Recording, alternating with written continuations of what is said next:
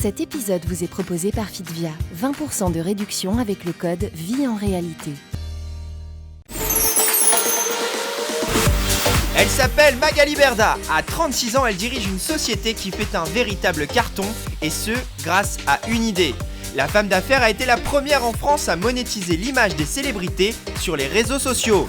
Si vous voulez commander quoi que ce soit, si vous voulez essayer d'été, c'est vraiment le moment de commander.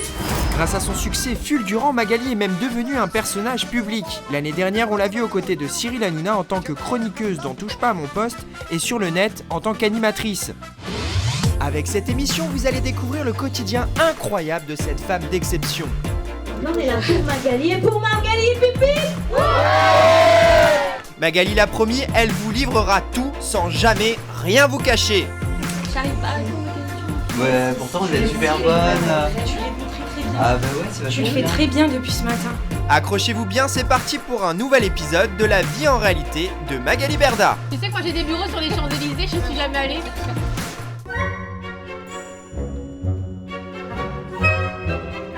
Épisode 11, mon petit Ken.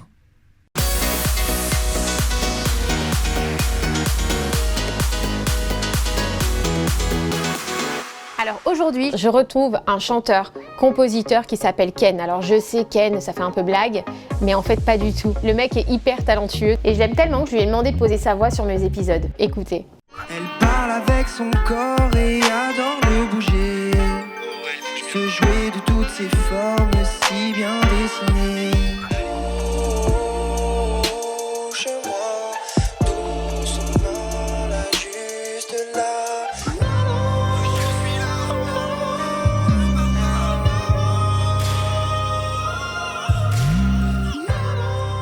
Il est inconnu du grand public en fait, et depuis quelques mois, je le pousse à se lancer parce que je trouve qu'il est différent. Je lui ai conseillé en fait de commencer en postant des sons sur Instagram et tout ce qui touche son univers en fait, pareil, de le poster aussi. Je le vois dans ton regard, il grandit comme l'espoir. Salut! Ça va? Bah ouais. Il fait froid, va. t'as pas froid comme ça? Mais non, moi ça va, j'ai toujours chaud. Tu sais. On marche un peu ou pas? Bah comme tu veux, ouais. Je sais qu'il a écouté mon conseil pendant un mois et après il s'est arrêté. Donc en fait, j'aimerais bien le voir pour comprendre ce qui se passe. En fait, je voulais discuter avec toi parce que je te connais et je vois qu'il se passe plus rien. Donc en gros, Confirme, ouais. t'arrêtes, on est d'accord.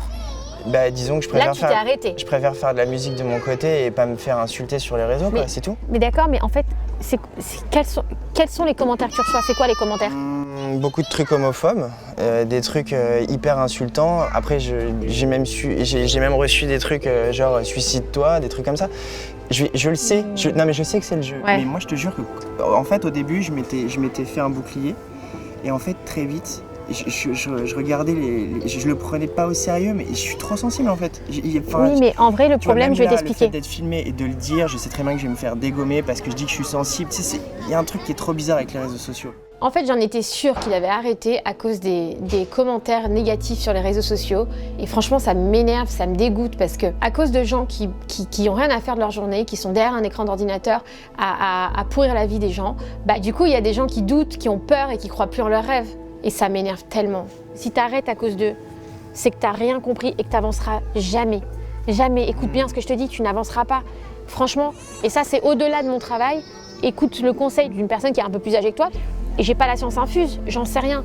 Mais la vie, elle passe tellement vite. Quoi, tu vas t'en priver de ta passion pour des gens que tu connais pas? Tu les connais pas. Et au plus on va te critiquer, et au plus c'est qu'ils te regardent. Ah ouais. D'accord? Ne l'oublie jamais. Donc, pourquoi tu leur feras pourquoi tu vas faire plaisir à quelqu'un qui te hait, on sait pas pourquoi, qui t'apporte que du négatif, et tu vas lui faire plaisir, tu vas arrêter de te montrer? Mais moi, si je suis à ta place, mais je me montre 100 fois plus. Moi, je suis critiquée tous les jours. Regarde tout ce que je reçois dans la gueule. Ah, mais tu je continue, et je continue, et je continue. Et franchement, je continue parce que maintenant, je me dis, vous voulez m'insulter, vous voulez continuer? Et tu sais quoi, je vais en faire encore plus. Ah, vous critiquez parce que je suis là, parce que je fais ça? Et tu sais quoi, je vais en faire encore plus. Et tu sais que réellement, des fois, je vois tes commentaires et je me mets à ta place. Je me dis, enfin, moi, je vois le peu que j'ai eu qui m'a fait mal. Et moi, je me dis, mais je comprends même pas comment tu fais. Des fois, je me dis, tu dois te mettre dans une boîte, enfermer la tête comme ça, tu vois, et tu t'arrêtes de vivre, quoi. Sache que moi, je suis passée par une phase très difficile. Évidemment que candidats c'est aussi, blessant. c'est pareil. Tous. Les candidats, c'est encore pire parce que c'est des millions. Moi, c'est pas non plus le bout du monde, mais eux, c'est beaucoup. Les candidats, tu sais, tout le monde critique les candidats télé-réalité. Tout le monde dit, ah, la télé-réalité, ils sont payés à rien foutre, ils sont payés pour ci, mais tu sais ce qu'ils se prennent dans la gueule, les candidats de télé-réalité? Ils se prennent plus que toutes les personnalités publiques aujourd'hui, quasiment. Tous, parce que tout c'est gratuit, parce que c'est méchant, parce que c'est gratuit, parce que c'est toujours. C'est-à-dire, dès qu'on parle de télé-réalité, poum, ça fait débat sur les réseaux sociaux. De toute façon, tu le vois bien, ça fait débat dans les émissions, ça fait débat sur les réseaux. C'est que ça passionne. Et entre nous, je vais te dire la vérité, ils ont une force morale. Mais franchement, des fois, je vois des gens qui les critiquent, je dis mais tu sais quoi, vis ce qu'ils vivent pendant une semaine. Et après, va les démonter, va parler d'eux. Non mais t'as raison surtout, mais c'est vrai que j'ai lâché. En fait, j'ai pas lâché la musique, c'est juste que c'est juste ce truc Insta là qui m'a fait peur. Pareil pour le personnage, j'ai eu l'impression que j'allais trop loin, mais je me dis que c'est parce que je suis allé si loin que ça a fait vachement de vues. C'est ça, exactement. C'est parce que c'est mal commenté que c'est regardé. N'oublie jamais ça. Ouais. Quelqu'un qui n'intéresse pas, il n'a pas de commentaires. Quelqu'un qui ne plaît pas, il se fait pas défoncer sur les réseaux sociaux et c'est malheureux. Mais en fait, c'est juste musique là. Dans tout ça, j'ai eu l'impression qu'elle n'a pas vraiment été écoutée. Tu vois, c'est plutôt non, c'est juste ce que j'ai fait, c'est la manière parce que je suis torse nu, parce que je passe pour un kéké. Mais elle est écoutée. C'est juste qu'en fait, si tu veux, le problème c'est que au plus t'es regardé, au plus t'es critiqué. Toi, tu vas voir qu'il y a beaucoup de critiques, donc tu vas dire merde, on m'attaque. Mais en vrai, non. C'est juste que t'es beaucoup regardé, c'est tout. Et si tu n'avais pas fait ça, bah tu n'aurais pas été. Mais personne t'aurait regardé. Bien sûr. Les gens ils se moquent, ils disent quoi, mais en fait. Bah moquez-vous. Et alors, moi j'aime ce que je fais.